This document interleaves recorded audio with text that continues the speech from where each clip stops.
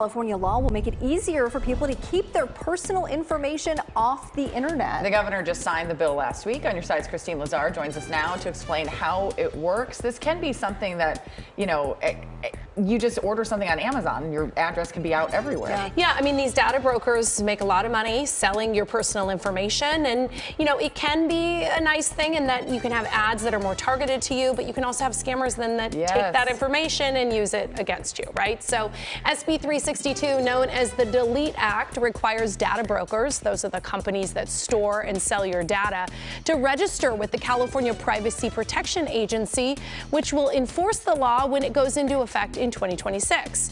Now, the law enables consumers to ask that all data brokers delete their personal information with one single request on a state-supported website.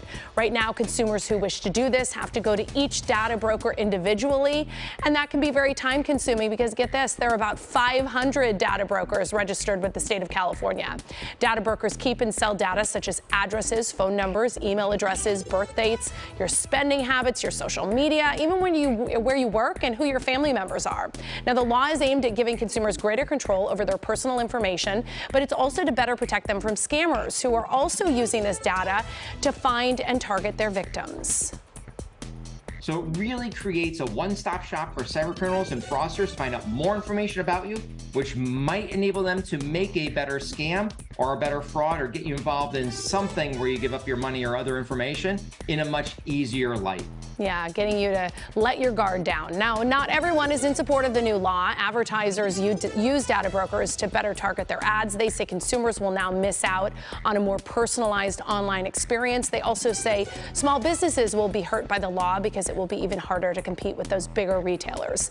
Now, California has long been a leader in consumer privacy. In 2018, the state passed the California Consumer Privacy Act. That allows consumers to request all the information a company has saved on them, and it allows consumers to sue companies if their privacy is violated. But what's great here is that you're eventually going to have this website. That's why it's going to take 2 years, right? They need to set it up where you can just hit one click and say, I, Jamie, I, Marcy, I don't want any of my data out there. Right now, you'd have to go to each individual data broker, find their information, send a letter. There's 500 of them. But will it actually work? Because, there's the do not call list, and I still get those spam calls all the time. There are. So obviously, scammers find ways to get around things like this. But I will say, you probably notice now when you go on websites, there will be like accept all cookies or modify them. That was a California law that then spread to the rest of the states. So experts I talk to say once California does this, then likely other states will follow suit.